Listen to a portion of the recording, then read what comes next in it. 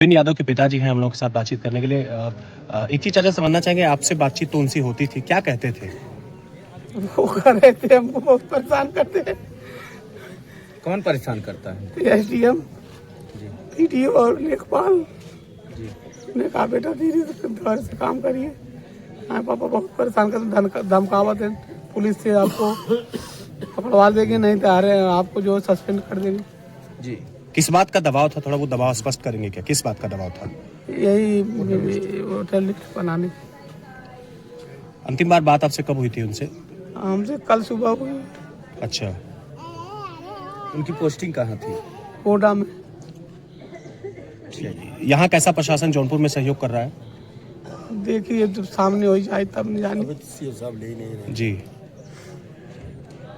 तो प्रशासन यहाँ पे आई, आपको क्या आश्वासन दिया? अभी कौनो आश्वासन ना दे भैया, एक्शन के FIR करा देते ही होई कि न होई उसको भगवान जाने। आप लोगों की अपनी मांग कुछ है जो प्रशासनिक लोगों से करना चाहते हैं?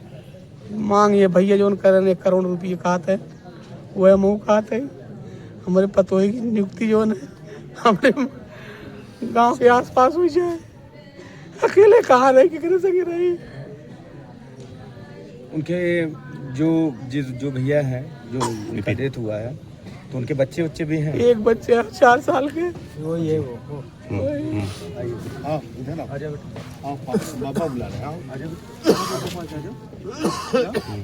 आजा बेटा। चलिए, छोटा बच्चा है। अच्छा, ठीक ठीक ठीक ठीक ठीक ठीक। उनके ऊपर जो है, जो आपके बेटे थे, उनके ऊपर किस चीज का दबाव ज्यादा पड़ता था? यही वोट बनाने के लिए और वोट बनाने के लिए। जी। सुनने में ये और नाम जो है जो जनरल का आप बढ़ाइए जी, और नहीं तो जो है आप सस्पेंड कर देंगे। अच्छा, जनरल का जो बनाने के लिए, हाँ। अदर कास्ट का जो कि अब वोट काटने के लिए हाँ, बात वोट कर रहे काटने के लिए, बैकवर्ड का वोट काट के आप जनरल को जी। बढ़ाइए। तो ये SDM थे और उनसे जो ऊंचे लेवल के जो अधिकारी थे, हाँ। उनके ऊपर ये सब दबाव डाल रहे थे। ये दबाव के कारण उन्होंने अपने आप को आत्महत्या। अरे भैया मोबाइल में बात है जी, जी। उसमें बात हुई है मोबाइल जी, और कुछ क्लिप भी है उनका। जी, आप शुभ नाम बताएं अपना। अभिलाष यादव। अच्छा, इस घटनाक्रम के पीछे आपको क्या साजिश लगती है? अब क्या बताया जाए, हम तो लेक्चरर हैं इंटरमीडिएट कॉलेज में।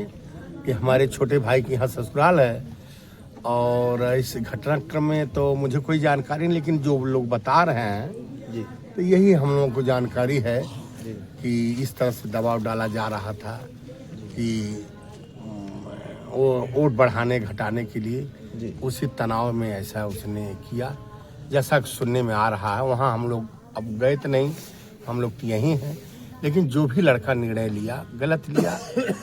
पूरे उसकी सारी खेती कच्ची है, उसके पिताजी के पास कोई सहारा नहीं है उस बच्चे के अलावा। ये आप जान लीजिए, बहुत हम लोग दुखी हैं। हम लोग चाह रहे हैं कि जो भी उनको दबाव डाला उसके ऊपर सही कार्रवाई की जाए। कार्रवाई की जाए। और हम लोगों के साथ समाजवादी पार्टी के बड़े कद्दावर नेता हैं, मैं इनसे बात करने की कोशिश करूंगा। ये भैया पिताजी, एक बात समझना चाहेंगे, आप लोग तो सुबह से यहाँ जमे हुए हैं, क्या कुछ बातचीत का निष्कर्ष निकल पा रहा प्रशासनिक लोगों से बात करने पर? अभी CO सदर और SO सराय खाजा और SDM सदस्य तमाम अधिकारियों से बातचीत हो रही है। और चूँकि परिवार की जो पहली मांग है, जो सबसे बड़ी मांग है कि वीडियो में 3 लोगों का उन्होंने नाम लिया है, वहाँ के SDM का, वहाँ के PDO का, वहाँ के लेखपाल का, जो लोग उसके ऊपर अनावश्यक दबाव बना रहे थे जनरल कैटेगरी का वोट बढ़ाने के लिए और OBC और SC का वोट काटने के लिए। तो जिस दबाव के कारण वो जहर खाकर आत्महत्या करने जैसा कदम आगे बढ़ाया, तो इसलिए हम सब चाहते हैं कि ऐसे अधिकारियों के ऊपर FIR दर्ज हो। ये अधिकारी लोकतंत्र पे कलंक है, देश के संविधान पे के नाम पे कलंक है। कैसा सहयोग जौनपुर प्रशासन का मिल पा रहा है? अभी तो कोई संतोषजनक सवाल कोई आश्वासन नहीं मिल रहा है। हम लोगों की मांग थी कि बहुत जल्द FIR हो, लेकिन तकरीबन जो है 12 बजने को आ गए दिन के, लेकिन अभी तक कोई FIR दर्ज करने की सूचना नहीं प्राप्त हुई है। ऐसे में हम क्या समझें? और सरकार से तो बहुत ज़्यादा उम्मीद भी नहीं है, क्योंकि इस घटना के बाद जो DM गोंडा का बयान आया वो काफ़ी निराशा करने वाला बयान है।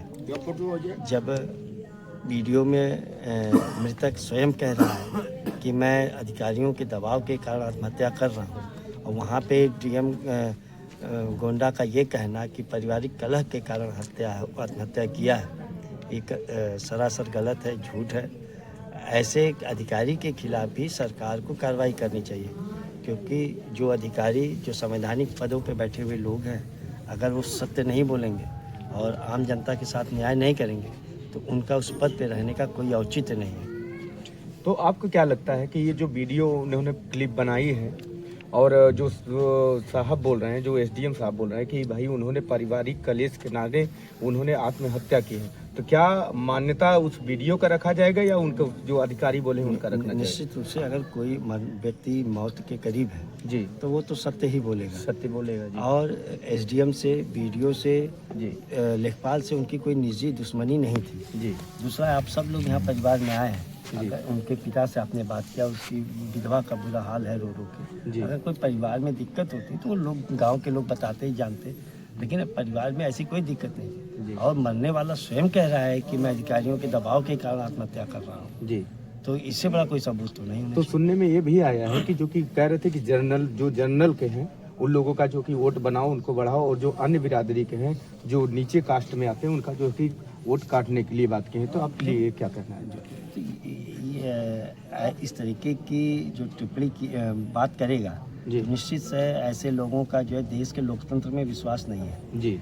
और जब से ये भारतीय जनता पार्टी की सरकार आई है, मैं तो हम लोग एसआईआर प्रक्रिया के खिलाफ नहीं है जी, लेकिन मैं एक सवाल उठाना चाहता हूँ। कभी बिहार में चुनाव हुए जी, जहाँ पे एसआईआर के बाद चुनाव हुआ जी, लेकिन तमाम मीडिया में ऐसी खबरें आ रही थी कि भाजपा और आरएसएस के ऐसे लोग थे जिन्होंने कई प्रदेशों में वोट दिया, कई उनके पास 2-2, 3-3 एपिक आईडी हैं जी, ऐसे लोगों के खिलाफ सरकार कोई कार्रवाई नहीं कर रही है जी, लेकिन फिर उस एसआईआर का क्या उचित?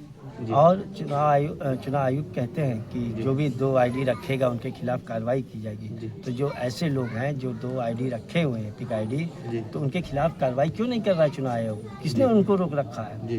कहीं न कहीं देखिए, ये जो प्रक्रिया थी, एसआईआर की प्रक्रिया इसलिए आई है ताकि जो गलत वोटर है उनका नाम काटा जाए, लेकिन इसकी आड़ में जो सही मतदाता हैं उनको परेशान किया जा रहा है। जो ये समय लाया गया, आज अभी उत्तर प्रदेश में चुनाव के साल भर से ज़्यादा समय का बाकी है, तो इतने कम समय का, 1 महीने के अंदर ये इतनी जल्दी तरीके से करने का क्या तरीका है? इनको समय देना चाहिए, प्रक्रिया को कम से कम 3 महीने के अंदर पूरा करना चाहिए और लोगों को मौका मिले। अभी आप देख रहे हैं कि पूरा प्रदेश के किसान अपनी खेती बाड़ी, कटाई बुआई में परेशान है, उनके पास समय नहीं है। तमाम अभी लगन का भी सीजन चल रहा है, तमाम घरों में वैवाहिक कार्यक्रम चल रहे हैं, लोगों को उसमें व्यस्तता है।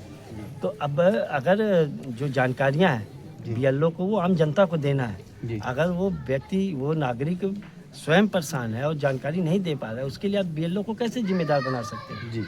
तो सही पहली बात, उत्तर प्रदेश में जब ये प्रक्रिया लाई गई, तमाम शुरुआत में काफ़ी लोगों को तो ट्रेनिंग ही नहीं मिली थी, उनको जानकारी नहीं थी ये कैसे भरना है, कैसे क्या करना है। सरकार अपनी गलतियों को छुपाने के लिए दूसरे लोगों को मोहरा बना रही है।